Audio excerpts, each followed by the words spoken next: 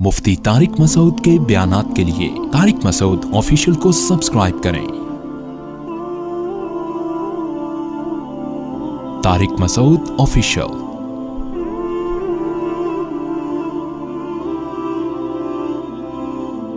इन्ना अंज़लनाहु फी लैलतिल क़द्र। पहले मैं इसका दोबारा आसान तर्जमा कर देता हूँ। बेशक हमने इस कुरान को नाजिल किया है लैलतुल क़द्र में, यानी कदर की रात में, वो रात जिसमें अंदाजे लगाए जाते हैं। यानी अल्लाह की तरफ से अंदाजे लगाए तो नहीं कहना चाहिए, अल्लाह की तरफ से अंदाजे किए जाते हैं। और वमा अदराका मा लैलतुल क़द्र, आपको क्या मालूम कि कदर की रात क्या है। लैलतुल क़द्रि खैरुम मिन अल्फि शहर, ये रात 1000 महीनों से बेहतर है। तनज़्ज़लुल मलाइकतु वर्रूह, फरिश्ते और रूह इसमें नाजिल होते हैं।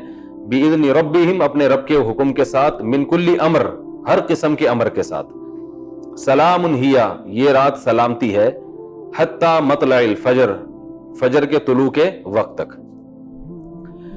नबी सल्लल्लाहु अलैहि वसल्लम के पास बाद साहबा ने आया, अर्ज किया, या रसूलल्लाह, पिछली उम्मतों की उम्रें तो बहुत लंबी होती थी और वो इतने इतने साल इबादत करते थे, हमारी उम्मत की उम्रें तो कम है, तो हम तो उनके मकाम तक पहुंच ही नहीं सकते। तो उस पर अल्लाह ने ये सूरत नाजिल की कि तुम्हें एक रात हमने ऐसी दी है जो 1000 महीनों से बेहतर है। ये पिछली उम्मतों को ये रात नहीं मिली।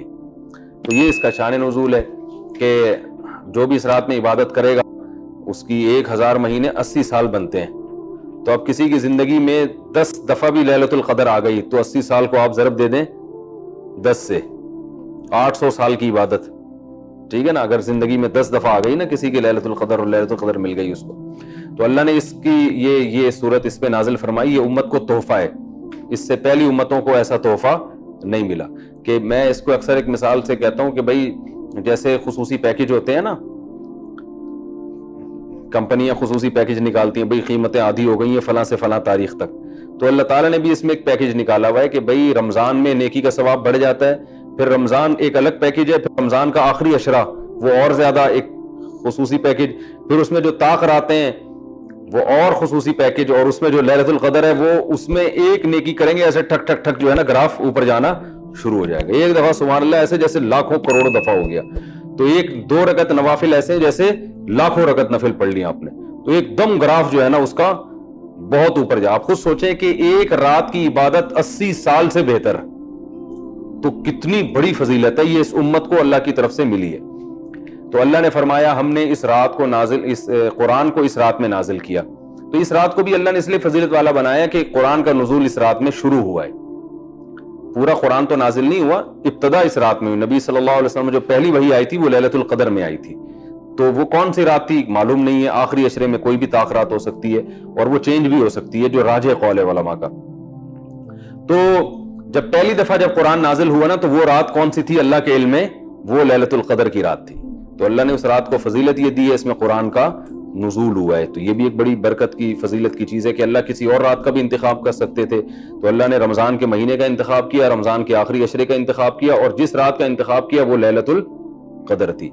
वमा अदराका मा लैलतुल क़द्र, फरमाया तुम्हें क्या मालूम कि लैलतुल क़द्र क्या है। ये अज़मत बयान करने के लिए लैलतुल क़द्रि खैरुम मिन अल्फि शहर, ये रात 1000 महीनों से बेहतर है। लैलतुल क़द्रि खैरुम मिन अल्फि शहर, और फिर इसमें अलग बरकतें भी अलग से नाजिल होती हैं। तनज़्ज़लुल मलाइकतु वर्रूहु फीहा बिइज़्नि रब्बिहिम मिन कुल्ली अम्र, फरिश्ते और रूह से मुराद है जिब्रील अलैहिस्सलाम। कुरान में एक और मकाम पे आपको नज़ल बिही रूहुल अमीन कहा गया है। रूहुल अमीन, रूह इसलिए कहा जाता है कि इंसान जो है ना मादी जिंदगी और रूहानी जिंदगी दोनों का मजमुआ है। मादी जिंदगी को ताकत मिलती है डॉक्टरों से, वो आपकी बॉडी का ख्याल करते हैं। रूहानी जिंदगी को ताकत मिलती है वही से। तो जिब्रील अलैहिस्सलाम हर पैगंबर पर वही लेकर आते थे। तो इसलिए इंसानों में रूह फूंकने का जरिया, रूह का जरिया कौन बने हैं? जिब्रील अलैहिस्सलाम। यानी इंसानों की रूहानी जिंदगी को ताकत बख्शने का जरिया कौन बने हैं? जिब्रील अलैहिस्सलाम। इसलिए उनका नाम ही, लक़ब ही अल्लाह ने रूह रख दिया है कि आपकी रूहानी जिंदगी के लिए क्या है, वो ताकत और कुव्वत का सब। और रूहुल अमीन इसलिए कि अमानतदार हैं, जो वही आसमान से नबी पर लेकर आते हैं उसमें खयानत नहीं करते, पूरा पूरा पैगाम पहुंचाते हैं। आपने देखा होगा ना, आप किसी को भेजो किसी काम के लिए कि भाई फलां की जाके मेरा ये पैगाम दे देना, तो वो बाज दफा अपने मतलब की चीजें भी उसमें कुछ ऐड कर देता है, ठीक है ना। ऐसा बहुत होता है कि उसको ये अच्छा नहीं लग रहा होता तो वो ऐड कर देता है। बाज लोग तर्जमा कर रहे होते हैं, पूरा पूरा नहीं कर रहे होते, میں نے دیکھا ایک خطیب صاحب حرم کے امام آئے، شیخ سدیس، وہ ترجمہ کر رہے تھے اور اس میں انہوں نے امام حنیفہ کی تعریفیں بھی کی عربی میں، تو وہ جو ترجمہ کر رہا تھا نا وہ تعریفیں وہ پی گیا، ٹھیک ہے نا، یہ ہوتا ہے، وہ بیچاروں کو تو پتہ ہی نہیں چل رہا تھا کہ یہ اردو میں کیا ترجمہ کر رہا ہے، تو ایسا بھی ہوتا ہے۔ تو اللہ نے فرمایا کہ جبریل کی یہ خاصیت ہے کہ جب اللہ کا پیغام پیغمبر تک لے کر آتے ہیں تو اس میں خیانت نہیں کرتے، جیسا جیسا پیغام تھا ویسے ہی نبی کے دل پہ نازل کرتے ہیں، اس لیے ان کو روح الامین بھی کہا گیا ہے۔ تو اس میں جبریل علیہ السلام بھی نازل ہوتے ہیں اور بھی فرشتے نازل ہوتے ہیں ہر قسم کے احکام لے کر۔ وہ احکام میں کیا ہوتا ہے کہ اللہ تعالیٰ کی طرف سے تقدیر کے فیصلے بھی ہوتے ہیں کہ اس سال کون مرے گا کون جیے گا، تو وہ اللہ فرشتوں کو کہتے ہیں جاؤ زمین پہ یہ کام ڈیوائیڈ کر دو اور جو جس کو اٹھانا ہے اٹھا لو، جس کے رزق میں برکت دینی ہے اس کو رزق کے فیصلے کر دو۔ اب اصل جو تقدیر ہے نا وہ تو اللہ نے لوح محفوظ میں بہت پہلے لکھ دی ہے، اس میں کبھی بھی کوئی تبدیلی نہیں ہو سکتی۔ دعا بھی اسی تقدیر کا حصہ ہے۔ جیسے اللہ نے کسی کے بارے میں لکھ دیا نا کہ اس کو روزی ملے گی، اب اس کو روزی مل نہیں رہی ہوتی تو اللہ سے دعائیں مانگتا ہے اور روزی ملنا شروع ہو جاتی ہے۔ تو اصل تقدیر میں لکھا ہوتا ہے کہ اس کو روزی ملے گی نہیں، یہ دعائیں مانگے گا، اس دعا کی وجہ سے اس کی روزی میں برکت ہو جائے گی۔ تو وہ ہر چیز یعنی آپ کا عمل بھی پہلے سے طے شدہ ہے، حتیٰ کہ جنت اور جہنم بھی پہلے سے طے شدہ ہے، یعنی اس میں لکھا ہوا ہوتا ہے کہ یہ انسان، اس کے پاس پیغمبر آئیں گے، اس کو سیدھی راستہ بتائیں گے، یہ اپنے اختیار سے غلط راستہ اختیار کرے گا اور بالآخر جہنم میں جائے گا۔ تو اب اس میں ظلم اس لیے نہیں ہے کہ اللہ کا علم کامل ہے، اللہ کو پتا ہے کہ میں جب آزماؤں گا تو کون آزمائش میں پورا اترے گا اور کون اس آزمائش میں ناکام ہوگا، تو اللہ کا علم کامل ہے نا، اس لیے بعض علماء کہتے ہیں کہ تقدیر اللہ کے علم کا نام بھی ہے، تو اس حساب سے ہر چیز لکھی ہوئی ہے۔ اب سوال یہ پیدا ہوتا ہے، لوگ یہاں یہ اشکال کرتے ہیں پھر عمل کا فائدہ کیا؟ بھائی جب سب پہلے سے لکھا ہوا ہے تو عمل کا فائدہ کیا؟ بھائی عمل کا فائدہ یہ ہے کہ عمل بھی پہلے سے لکھا ہوا ہے اور وہ آپ کو پہلے سے پتا ہوتا نہیں ہے، آپ جب کام کریں گے تو پتا چل جائے گا کہ پہلے سے لکھا ہوا ہے، ٹھیک ہے نا، اگر نہیں کریں گے تو پتا چل جائے گا کہ لکھا ہوا نہیں تھا۔ اب چونکہ پتہ ہی نہیں ہے تو یہی آزمائش ہے۔ اس کی میں ایک مثال دیتا ہوں کہ ایک زید نے مثلاً بکر کو قتل کیا، ٹھیک ہے نا، پیر کے دن زید نے بکر کو قتل کیا 6 بجے فار ایگزامپل، بکر کے وارثوں نے زید کو پکڑ لیا، بولا تو نے بکر کو مارا تھا لہذا اب ہم تجھے بھی قتل کریں گے۔ تو زید کیا کہتا ہے؟ زید جو قاتل ہے وہ کہتا ہے دیکھو پیر کے دن صبح 6 بجے اس کی تقدیر میں قتل ہونا لکھا تھا یا نہیں لکھا تھا؟ ہر چیز پہلے سے لکھی ہوئی ہے نا۔ تو بکر کے وارثوں کا چونکہ ایمان ہے وہ کہیں گے ہاں لکھا ہوا تھا، تو زید کہے گا کہ میرا پھر قصور کیا، بھائی اس کا تو قتل سے ہی مرنا تھا، اس نے، میں نے تو وہی کام کیا جو تقدیر میں پہلے سے لکھا ہوا تھا۔ تو بکر کے وارثین کیا کہیں گے؟ یہی کہیں گے نا کہ یہ لکھا ہوا تو قتل کے بعد پتا چلا ہے نا، قتل سے پہلے تھوڑی پتا تھا کہ لکھا ہوا ہے، تم نے تو اپنے اختیار سے یہی ایسا کام کیا جس کا پورا مکمل تمہیں اختیار تھا۔ یہ تو اللہ کو پہلے سے علم تھا کہ زید مکمل اپنے اختیار کے ساتھ بغیر کسی جبر و اکراہ کے پیر کے دن صبح 6 بجے بکر کو قتل کرے گا، یہ تو اللہ جانتا تھا اور اللہ کے علاوہ کوئی نہیں جانتا تھا۔ تم جب بکر کو قتل کرنے کے لیے جا رہے تھے پیر کے دن صبح 6 بجے تو تمہیں کہاں سے علم ہو گیا کہ تقدیر میں لکھا ہوا ہے؟ تو کسی پیغمبر کو بھی اللہ نے تقدیر کا علم دیا، تو تم تو یہی ظلمی کی نیت سے جا رہے تھے نا۔ تو یہ تو ہے تحقیقی جواب۔ اگر زید کی سمجھ میں یہ جواب نہ آئے، وہ کہے نہیں جی تقدیر میں تو لکھا ہوا تھا تو میں نے کون سا جرم کیا، میں سزا کا مستحق نہیں ہوں، تو بکر کے وارثوں کو چاہیے پھر وہ زید کو کہیں کہ ہم آپ کی گردن اڑا رہے ہیں، لکھا ہوا ہوگا تو مر جاؤ گے، نہیں لکھا ہوا ہوگا تو نہیں مرو گے۔ تو جیسے آپ بے قصور تھے اس کو مارنے میں تو ہم بھی آپ کو مارنے میں کیا ہیں، گردن اڑا دیں، اور پھر نوٹ کر لیں کہ تقدیر میں لکھا ہوا تھا کہ زید نے منگل کے دن صبح 6 بجے انتقال کرنا تھا۔ لہذا اب زید کے وارثین اگر آئیں تو جو دلیل زید نے بکر کے قتل پہ پیش کی تھی وہی دلیل آپ زید کے قتل پہ پیش کر سکتے ہیں۔ تو تقدیر ایک حقیقت ہے، یاد رکھیں، یہ اہل سنت والجماعت کا متفقون علیہ عقیدہ ہے، بہت ساری احادیث اور قرآن کی آیتیں اس پر کہ ہر چیز پہلے سے طے شدہ ہے، اس میں پتہ بھی اس تقدیر کے بغیر نہیں ہل سکتا، جو کچھ لکھا حتیٰ کہ جنت جہنم سب چیزیں، لیکن یہ اللہ نے علم چھپا دیا ہے اور یہی انسان کی آزمائش ہے۔ اب اگر کوئی شخص بدعمالیاں کر کے جہنم میں جائے گا، وہ یہ نہیں کہہ سکتا کہ اللہ میری مقدر میں چونکہ جہنم تھی اس لیے جا رہا ہوں. اللہ کہے گا تجھے پہلے کس نے بتا دیا تھا تیرے مقدر میں ہے؟ تو وہ جواب میں اور تو نے تو زنا کیا، شراب پی، یہ کیا، اس لیے جہنم میں جا رہا ہے. تو وہ کہہ سکتا ہے اللہ زنا شراب بھی تو تقدیر میں تھے نا. تو اللہ یہی کہے گا جب تک زنا کیا نہیں تھا تو تجھے کس نے بتایا تھا؟ تو بچ جاتا. تو اس سے یہ ثابت ہو جاتا ہے کہ تیری تقدیر میں بچنا لکھا ہوا ہے. سمجھ میں آ رہی ہے بات؟ تو یہی انسان کی کیا ہے؟ آزمائش ہے. تو اللہ ہم سب کو جنت میں لے جائے اور ہماری مقدر میں جنت ہی لکھی ہوئی ہو، اللہ کرے. تو حدیث میں آتا ہے اعملوا فکل میسر لما خلق لہ، عمل کرو جو جس نے جہاں جانا ہے نا ویسے اعمال کرے گا وہ. تو اس لیے اب اور کیسے اعمال ہم کریں گے ہمیں پتہ نہیں ہے. تو اچھے کر کے دیکھ لو، پتہ چل جائے گا، اچھے ہونا شروع ہو جائیں گے. ٹھیک ہے نا. برے کر کے دیکھو تو پتہ چل جائے گا کون سے اعمال ہو رہے ہیں برے. اب جیسے صبح سحری کی ہوگی آپ لوگوں نے، تقدیر میں لکھی ہوئی تھی نا، لیکن یہ سحری کرنے کے بعد پتہ چلا کہ لکھی ہوئی تھی. اگر آپ صبح بیٹھے رہتے، گھر والے پراٹھا لا کے رکھتے، کھا لو سحری کر لو، آپ کہتے تقدیر میں لکھا ہوا ہوگا تو کھاؤں گا، نہیں لکھا ہوا ہوگا تو نہیں کھاؤں گا، تو نہیں کھاتے. جب ٹائم گزر جاتا تو پتہ چل جاتا تقدیر میں لکھا ہوا تھا کہ نہیں. تو جیسے تقدیر دنیا کے کسی جرم میں عذر قابل عذر نہیں ہے، اور کوئی دنیا میں ایسا نہیں دیکھا جو تقدیر کی بیس پر دنیاوی اسباب چھوڑ دیتا ہو، تو ایسے اخروی اسباب بھی چھوڑنے کی اجازت نہیں ہے. جبکہ دنیاوی اسباب میں تو بعض دفعہ نتیجہ سبب اختیار کیے بغیر بھی نکل جاتا ہے، آخرت میں نہیں نکلے گا. عمل ہی پہ جنت ملے گی اور عمل ہی پہ جہنم ملے گی. سمجھ رہے ہیں؟ تو جو جنت میں جائے گا وہ جنتی جیسے اعمال کرے گا، جو جہنم میں جائے گا وہ جہنمی والے اعمال کرے گا. اور اصل مدار آخر وہ کیا ہے، انما الاعمال بالخواتیم، حدیث میں آتا ہے کہ اصل مدار خاتمے پر ہے. ایک آدمی ساری زندگی گناہ کرتا رہا تو آخر میں نیک بن گیا، سارے گناہ چھوڑ دیے، جنت میں جائے گا. ایک آدمی ساری زندگی اچھا کرتا رہا، آخر میں مرتد ہو گیا، کافر ہو گیا، تو جہنم میں جائے گا وہ. تو آخر تک جو ہے نا، اب اس کا یہ مطلب نہیں کہ آپ ابھی برے اعمال کرتے ہیں بولے آخر میں نیک بن جاؤں گا. تو مطلب حدیث کا یہ ہے کہ ابھی نیک اعمال کر رہے ہو تو آخر تک کنٹینیو کرنا ہے اس کو، اور جو برے اعمال کر رہا ہے تو اسے امید دلائیے کہ ابھی بھی موقع ہے، سدھر جاؤ. اللہ ابھی سدھرو گے تو پچھلے اعمال نہیں دیکھے گا اللہ تعالیٰ. تو یہ اس لیے خوب اچھی طرح سمجھیں. ہاں تو اصل تقدیر تو ایسی ہے جو کبھی بھی چینج نہیں ہو سکتی. یہ جو علماء کہتے ہیں دعاؤں سے تقدیر بدل جاتی ہے، یہ تقدیر معلق ہے.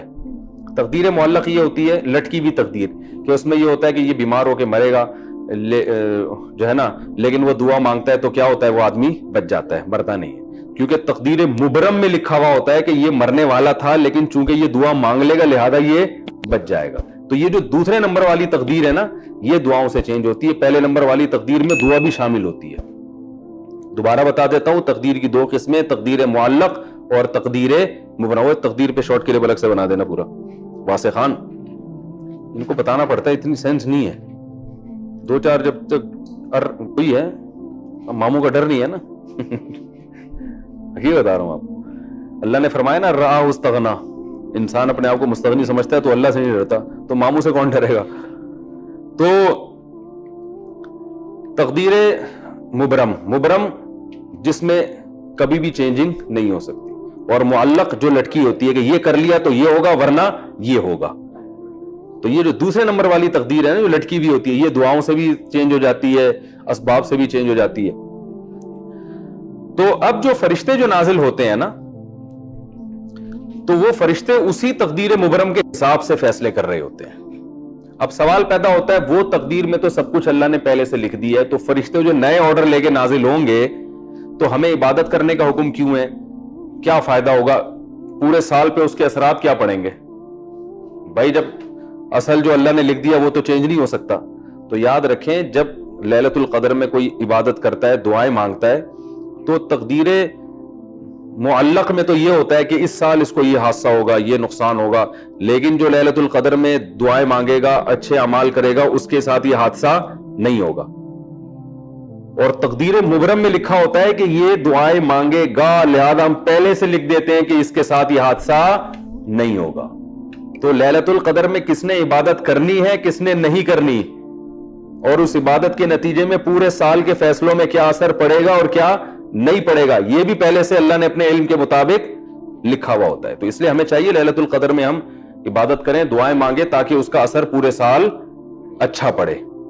ٹھیک ہے نا. یہ بھی ایک لیلۃ القدر کا فائدہ ہے کہ کیونکہ اس میں فرشتے نازل ہوتے ہیں تو وہ اللہ کے فیصلوں کے ساتھ, تو فیصلہ ظاہر ہے جو اچھے کام کرے گا اس کے حق میں اچھے فیصلے ہوتے ہیں, جو برے کام کرتا ہے اس کے حق میں برے فیصلے. اس لیے علماء کہتے ہیں کہ لیلۃ القدر کی رات میں گناہ کرنا یہ بہت بڑی تباہی ہے, کیونکہ آپ اس وقت میں برائیاں کر رہے ہو جب آپ کے پورے سال کے فیصلے ہو رہے ہیں. جج جب فیصلہ لکھ رہا ہو نا اور اس وقت آپ جج کو گالیاں دینا شروع کر دو تو اچھا فیصلہ بھی وہ کیا کر دے گا, چینج کر دے گا. تو اس لیے لیلۃ القدر کی اس لحاظ سے بھی بڑی اہمیت ہے کہ پورے سال کے فیصلے ہو رہے ہیں تو وہ فیصلے معلق والے فیصلے کہ جو یہ کرے تو یوں کر دینا, یہ کرے تو یوں کر دینا, وہ والے فیصلے, لیکن جو اصل ہے وہ پہلے سے طے شدہ ہے. تو تنزل الملائکۃ والروح فیہا باذن ربہم من کل امر سلام ہی, اللہ فرماتے ہیں یہ رات سراسر سلامتی ہے اور طلوع فجر تک. تو لیلۃ القدر کا وقت شروع ہوتا ہے عشاء کے وقت سے, یعنی سورج جب 18 ڈگری نیچے چلا جاتا ہے نا, 18 ڈگری, ایک قول کے مطابق 15 ڈگری لیکن راجح قول کے مطابق 18 ڈگری, جب سورج نیچے چلا جاتا ہے اور مغرب کی جانب سفیدی بالکل ختم ہو جاتی ہے, نہیں سوری اس میں 15 ڈگری ہے, شفق احمر سرخ روشنی جب ختم ہوتی ہے نا تو صاحبین اور تینوں اماموں کے نزدیک عشاء کا وقت شروع ہو جاتا ہے, 15 ڈگری پہ ہوتا ہے وہ, اور جو سفید روشنی ختم ہوتی ہے وہ 18 ڈگری پہ ہوتی ہے. تو 15 ڈگری جب سورج نیچے جاتا ہے اور سرخ روشنی ختم ہو جاتی ہے تو عشاء کا وقت شروع ہو جاتا ہے. اور لیلۃ القدر بھی, یہ لیل عربی میں اسی ٹائم کو کہتے ہیں لیل. اور جیسے ہی فجر کا وقت شروع ہوتا ہے, فجر کا وقت بھی جب سورج مشرق کی طرف 15 ڈگری پر ہوتا ہے, جو ہمارے حضرت کا قول تھا اور ہم بھی اسی پر عمل کرتے ہیں, تو اس وقت فجر کا صبح صادق شروع ہو جاتی ہے. اور جو دوسرے علماء ہیں ان کے نزدیک جب سورج 18 ڈگری پر ہوتا ہے, تھوڑا پہلے شروع ہوتی ہے, اور ہمارے حضرت کے ٹائم کے مطابق تھوڑا بعد میں شروع ہوتی ہے, وہ میں نے اس پر بیان بھی کیا ہے. تو بہرحال جیسے ہی صبح صادق شروع ہوگی لیلۃ القدر ختم. تو یہ جو پیکج ہے نا بس اسی ٹائم کے لیے. تو اس پہ لیلۃ القدر کے بارے میں کچھ لوگوں کو سوالات یہ ہوتے ہیں کہ ہر ملک میں الگ ہوتی ہے یا کیا ہوتا ہے. جیسے سعودی عرب میں 27ویں رات ایک دن پہلے آ جاتی ہے, ہمارے ہاں ایک دن بعد آ جاتی ہے. تو جس سعودی عرب میں جب اگر لیلۃ القدر ہوگی تو کیا ہمارے ہاں اسی رات کو ہوگی, اگلی رات کو ہوگی؟ تو راجح قول اس میں یہ ہے کہ ہر ملک کی اپنی لیلۃ القدر ہوتی ہے. جب یہاں جیسے سعودی عرب میں اگر 27ویں رات پہلے ہے اور ہمارے یہاں اگلے دن ہے تو ہمارے ہاں لیلۃ القدر 24 گھنٹے بعد ہوگی. اس کی دلیل یہ ہے کہ شریعت میں جتنے بھی احکام ہیں نا جن کا ٹائم سے تعلق ہے تو اس میں اسی جگہ کے ٹائم کا اعتبار ہوتا ہے جس جگہ پر آپ ہیں. جیسے قرآن میں آتا ہے اور حدیث میں آتا ہے کہ فجر کی نماز کب ہوتی ہے, قرآن میں تو آتا ہے سورج کے ڈھلکنے سے نمازوں کا تعلق ہے, اقیم الصلاۃ لدلوک الشمس, اور حدیث میں آتا ہے کہ طلوع شمس سے پہلے فجر کا وقت ہے. تو طلوع شمس سے پہلے جو فجر کا وقت ہے تو نبی صلی اللہ علیہ وسلم تو مدینہ میں یہ بات بتا رہے تھے نا, تو کیا جب سعودی عرب میں طلوع شمس کا وقت ہوگا تو ہم پوری دنیا میں فجر کا وقت شروع ہو جائے گا؟ بولو نا بھائی کیا ہو گیا؟ ظاہر ہے سعودی عرب میں بھی صرف مدینہ میں اس وقت فجر کا وقت ہوگا, اور سعودی عرب کے وہ جگہ جو مدینہ سے دور ہیں وہاں فجر کا وقت اس وقت ہوگا جب وہاں سورج نکلنے سے پہلے تک, ٹھیک ہے نا, وہاں جب صبح صادق ہوگی. تو پوری دنیا میں جہاں جہاں صبح صادق ہوگی فجر کے اوقات اور فجر کے احکام شروع ہو جائیں گے. حدیث میں آتا ہے ظہر کا وقت کب شروع ہوتا ہے؟ جب سورج ڈھلک جائے. تو نبی نے یہ بات کہاں کہی ہے؟ مدینہ میں کہی ہے نا. تو اب یہ نہیں کہ مدینہ میں سورج ڈھلک گیا تو پوری دنیا میں ظہر کا وقت ہو گیا, بلکہ پوری دنیا میں جہاں جہاں سورج ڈھلکے گا وہاں وہاں ظہر کا وقت شروع ہوتا چلا جائے گا. مدینہ میں جب ہوا تو مدینہ سے جو علاقے مغرب کی طرف ہیں ان میں بعض میں 5 منٹ بعد ہو رہا ہے, اور تھوڑا اور آگے جائیں گے تو 10 منٹ بعد, اور آگے جائیں گے تو وہ ہر سیکنڈ کے فرق سے فرق پڑتا چلا جائے گا, ٹھیک ہے نا. تو بالکل اسی طرح رمضان, ہر ملک کا رمضان جو ہے نا جب وہاں چاند ہوگا تو وہ بشرطے کہ گورنمنٹ اس کو مان لے, نہیں مانتی تو پھر جیسے گورنمنٹ فیصلہ کرے. اسی طرح جو یوم نہر ہے اس کا بھی تاریخ سے تعلق ہے نا, 10 ذی الحجہ یوم نہر ہے. تو جہاں جہاں 10 ذی الحجہ ہوگی وہاں بقرعید کا دن ہوگا, اور جہاں یوم عرفہ, تبھی لوگ کہتے ہیں نا ہم عرفہ کا روزہ سعودیہ کے حساب سے لکھیں کیونکہ وہ وہاں میدان عرفات میں لوگ جمع ہوتے ہیں. بھائی یوم عرفہ 9 ذی الحجہ کو کہتے ہیں, تو یہاں کا 9 ذی الحجہ یہاں کے اعتبار سے ہوگا, سعودیہ کا وہاں کے اعتبار. سعودیہ کے 9 ذی الحجہ پہ آپ نے روزہ نہیں رکھنا، جو صحیح قول ہے۔ تو اسی طرح لیلۃ القدر، خود رات بھی، تہجد جو ہے نا، تہجد رات کے آخری حصے میں حدیث میں آتا ہے اللہ آسمان دنیا پہ آتے ہیں، اب وہ کیسے آتے ہیں وہ تو اللہ ہی جانتا ہے، وہ اللہ کو انسانوں پر قیاس نہیں کیا جا سکتا۔ تو رات کا آخری حصہ ہر ملک میں الگ ٹائم پہ ہو رہا ہوتا ہے، ہر شہر میں الگ ٹائم پہ ہوتا ہے، کراچی میں جس ٹائم پر ہے حیدرآباد میں تھوڑا سا فرق ہوگا، تو ہر شہر کی رات الگ حساب سے ہوگی۔ تو اسی طرح ہر شہر کی جو لیلۃ القدر ہے وہ بھی اسی تاریخ کے حساب سے ہوگی۔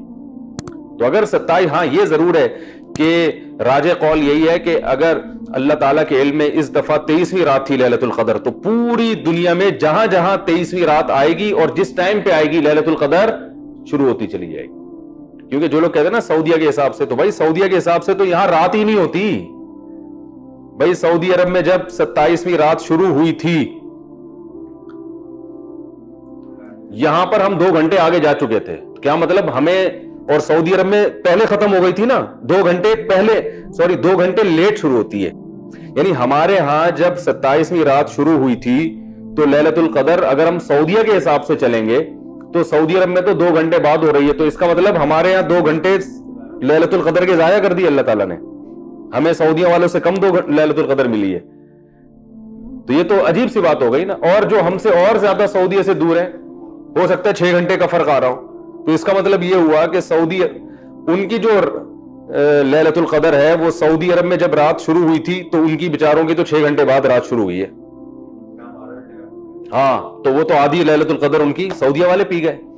تو یہ قول عقل کے بھی کیا ہے، خلاف ہے۔ تو جو کہتے ہیں نا جو سعودیہ کے حساب سے ہر جگہ لیلۃ القدر، یہ بالکل عقل کے خلاف ہے۔ تو اسلام میں عبادت کا تعلق جو وقت سے ہوتا ہے، تو ہر ملک کا وقت اور ہر ملک کی ڈیٹ، ہر ملک کی اپنی رات ہوگی، ہر ملک کے اپنا وقت ہوگا۔